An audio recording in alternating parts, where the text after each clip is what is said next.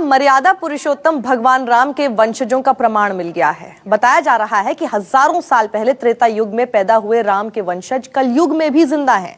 राम के दोनों बेटों लव और कुश के वंशजों ने सबूतों और दस्तावेज के साथ अपनी अपनी दावेदारी पेश की है। ऐसा माना जा रहा है कि राम के वंशजों का साम्राज्य राजस्थान से लेकर पाकिस्तान के लाहौर तक फैला हुआ था।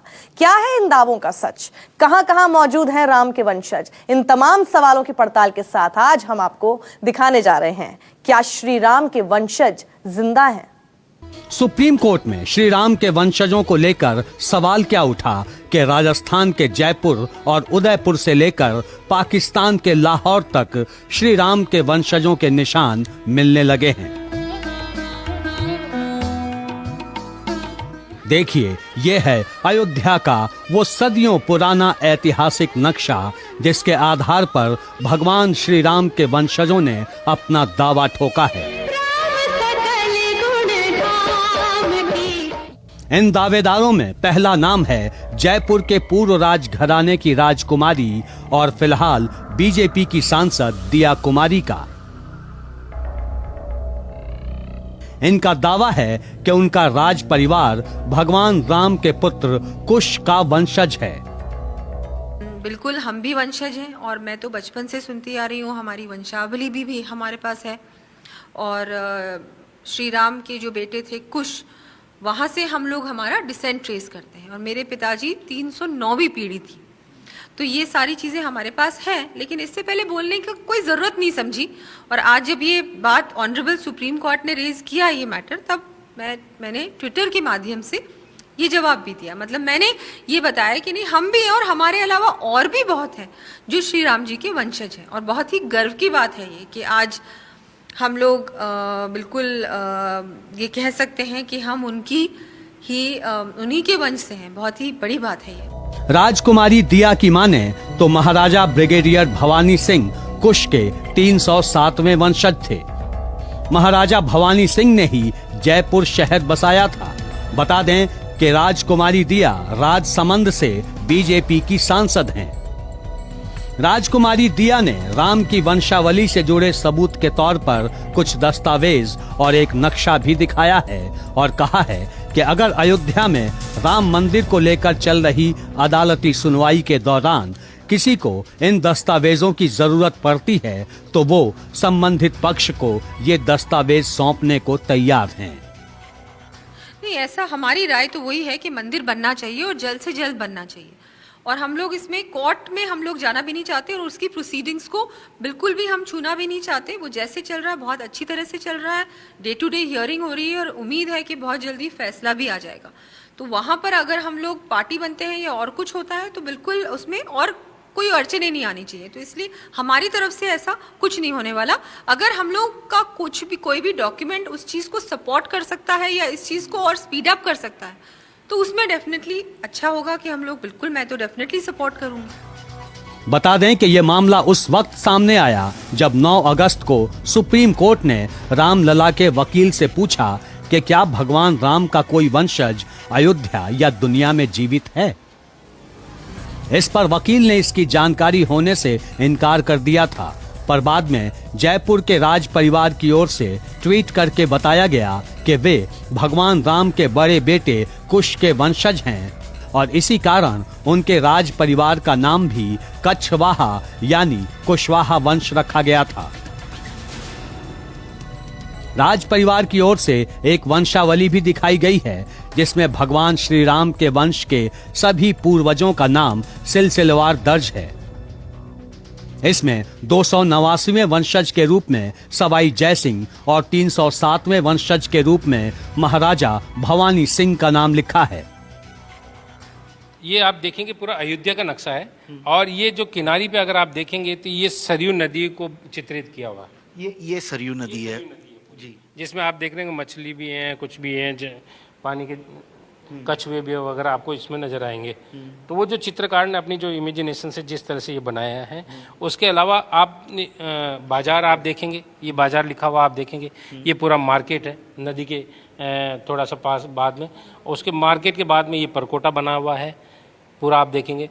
परकोटे के अंदर मंदिर है, मंदिर के अंदर भी ये जो मेन खास बात है, ये जन्म स्थान, थोड़ा आप क्लोजअप करके देखेंगे, और इस पर श्री राम जी की चरण पादुकाएं हैं, उनकी ये लोग पूजा अर्चना करते हैं। तो यही वो जगह है जिसे लेकर अब सुप्रीम कोर्ट में पूरी सुनवाई हो रही है, और आपका कहना है कि ये पूरे मंदिर का पुनर्निर्माण भी जयपुर राजघराने की ओर से किया गया था। कब की बात है? तथ्यात्मक डॉक्यूमेंट्स जो मैंने आपको दिए हैं, जो सवाई जयसिंह जी ने 1717 से लेके 1725 की उस सन के अंदर इस मंदिर का 7 साल के अंदर पुनर्निर्माण कराया था।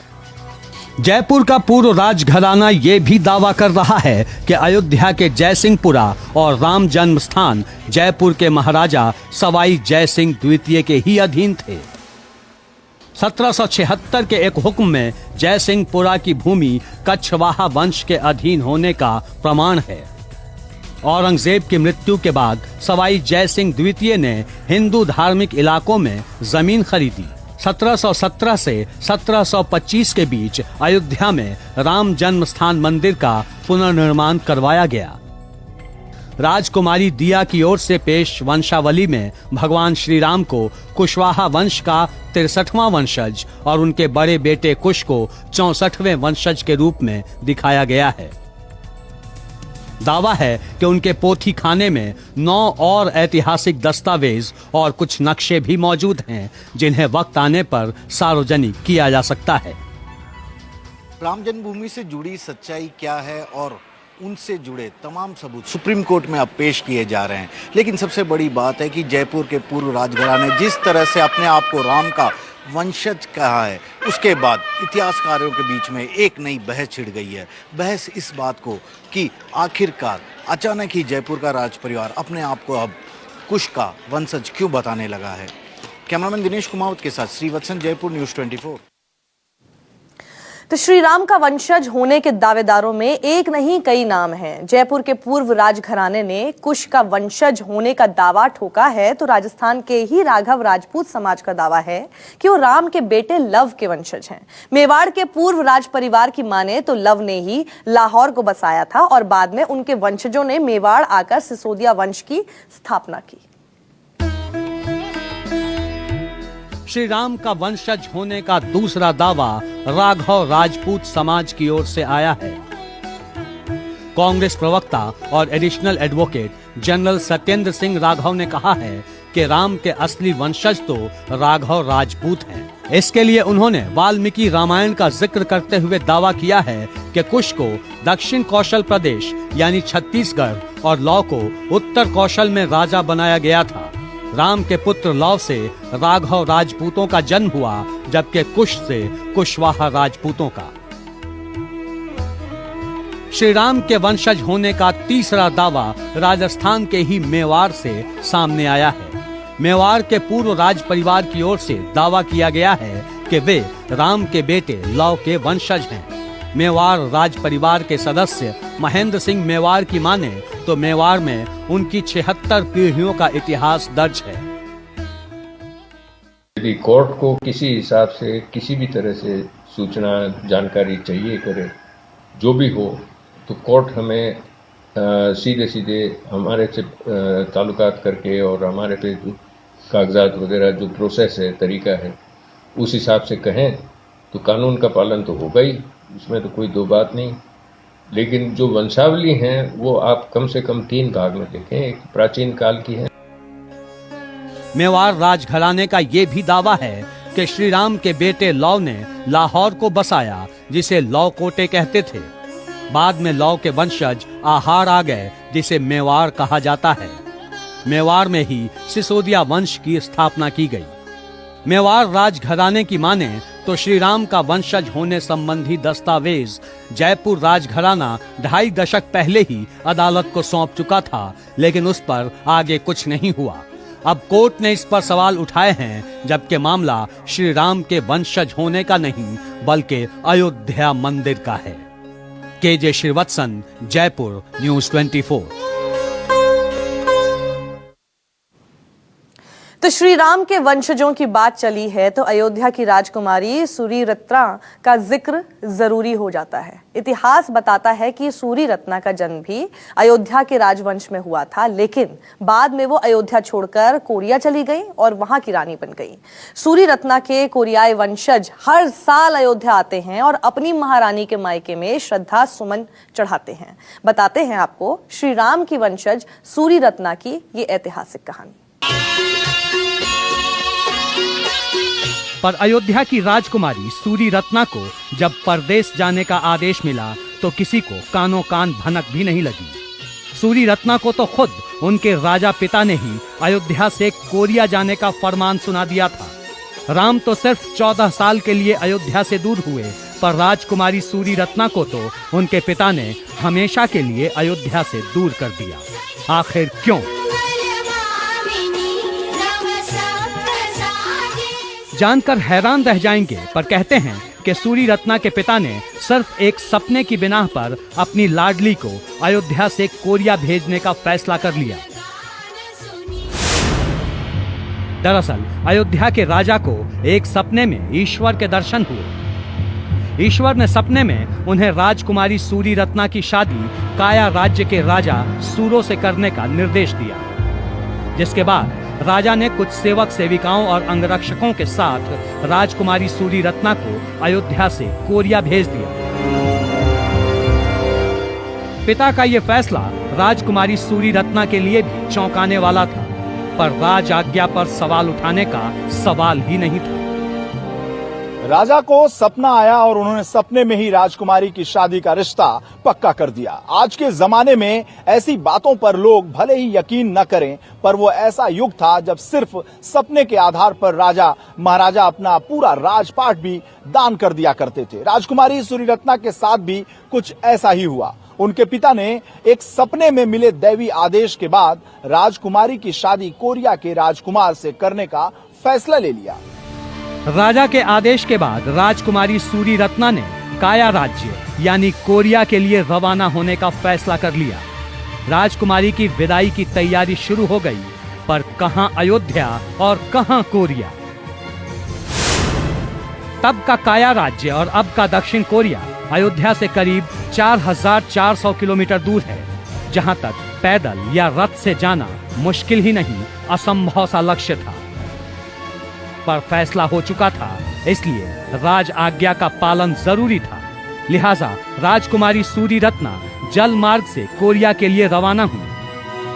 तब का समुद्री सफर आज की तरह आसान और विकसित नहीं था, पर वक्त और हालात को देखते हुए राजकुमारी सूरीरत्ना ने समंदर के रास्ते ही अपने सपनों की मंजिल तय की। राजकुमारी की यात्रा के लिए विशेष जहाज बनवाया गया, उसे अच्छी तरह सजाया धजाया गया। कहते हैं रात के वक्त राजकुमारी सूरीरत्ना अपने सेवकों और अंगरक्षकों के साथ बड़े गोपनीय तरीके से अयोध्या से निकली और फिर जहाज पर सवार होकर कोरिया के लिए रवाना हो गई। सैकड़ों किलोमीटर लंबे रास्ते में राजकुमारी कई चुनौतियों और संघर्षों का सामना करती हुई काया राज्य यानी कोरिया पहुंच गई, जहां राजा सूरो बड़ी बेसब्री से उनका इंतजार कर रहे थे। अयोध्या की 2000 साल पहले राजकुमारी समुद्र यात्रा करके कोरिया पहुंची। वहां उन्होंने गिमह के राजा सूमो से शादी की, जिनके बच्चों ने कोरिया गणराज्य की स्थापना की। तो चूंकि अयोध्या राज परिवार का मैं आखिरी वंशज हूं, तो मैं प्रतीक रूप में वहां बुलाया गया था। सवाल उठता है कि सपना तो राजकुमारी सूरीरत्ना के पिता को आया था, फिर कोरिया के राजा को इसकी खबर कैसे मिली और वो इस विवाह के लिए क्यों और कैसे तैयार हुए? इसकी कहानी भी बेहद दिलचस्प है। किम सुरो काया राज्य के राजा थे। कहते हैं किम सुरो का जन्म देवलोक से आए 6 सोने के अंडों से हुआ था। अयोध्या की राजकुमारी के आने की खबर उन्हें पहले से थी और वो सालों से सूरीरत्ना का इंतजार कर रहे थे। सूरो कहते थे कि उनका रिश्ता स्वर्ग में ही तय हो चुका है। आखिरकार राजकुमारी सूरीरत्ना समंदर के रास्ते काया राज्य की सीमा पर पहुंची, जहां से राजा किम सुरो के सैनिक उन्हें पूरे सम्मान के साथ राजमहल ले गए और फिर पूरे धूमधाम से दोनों का विवाह संपन्न हुआ। किम सुरो की धर्मपत्नी और कोरिया की रानी बनने के बाद राजकुमारी सूरी रत्ना रानी हॉ के नाम से मशहूर हुई। मैं उनके स्मारक पे भी गया, जहाँ जो सेल करती गई थी वहाँ उनके जो पत्थर रखे हुए थे जहाज पे जो बैलेंस करने के लिए, सब वहाँ पे संग्रहालय में दर्शाए गए हैं। तो वहाँ के इतिहास के अनुसार अयोध्या के राजा के अनुमति से उनकी पुत्री 3 महीने यात्रा करके पहुंची और वहाँ उन्होंने पारंपरिक रीति से उनसे शादी की। राजा सुरो से विवाह के बाद रानी हॉ यानी राजकुमारी सूरी रत्ना के जीवन की दूसरी पारी शुरू हुई। कोरियाई इतिहास के मुताबिक राजा सुरो और रानी हॉ को कुल 12 संतानें हुई, जिनमें सबसे बड़े बेटे को राज्य की जिम्मेदारी मिली। उनके 8 बेटों ने बौद्ध धर्म को अपना लिया। कोरिया को चाय के बारे में भी सूरी रत्ना से ही पता चला। सूरी रत्ना अयोध्या से चाय लेकर कोरिया गई थी, इसलिए उन्हें टी पर्सन ऑफ कोरिया के नाम से भी जाना जाता है। कहते हैं बेटी जब पहली बार ससुराल जाती है तो फिर एक बार ही सही पर मायके जरूर लौट कर आती है, पर राजकुमारी सूरी रत्ना को ये भी नसीब नहीं हुआ। इतिहास के पन्नों में उनकी अयोध्या वापसी का कोई जिक्र नहीं है। Bureau report, news 24।